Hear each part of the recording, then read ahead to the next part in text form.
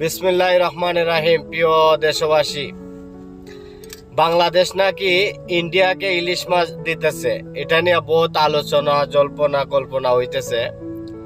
অথচ এই ইলিশ মাছটা কিন্তু আল্লাহর দেওয়া নিয়ামত, কিন্তু সরকার আজ পর্যন্ত এটার দামটা নির্ধারণ করে দিল না যে এটা এত টাকায় বিক্রি হইব। যারা এই মাছগুলা দইরা নিয়ে আসে তাদের খরচ আছে, এগুলা যদি সরকার যাচাই করতে চায় তাহলে যাচাই করে তাদেরকে একটা দাম নির্ধারিত করে দেওয়া হোক যে তোমরা এত টাকায় বেচবা, কুরসা বাজারে এটা এত টাকায় বিক্রি হবে, তাইলেই তো সমাধান শেষ। কিন্তু সরকার শুধু মানুষও বলে যে এটার দাম কেন কমে না, সরকারও বলে যে সিন্ডিকেট। তাইলে এই সরকার দিয়ে লাভ কি? দেশ পরিচালনা করার তো গার্জিয়ান তো বানাই দিছে মানুষ তোমাদেরকে।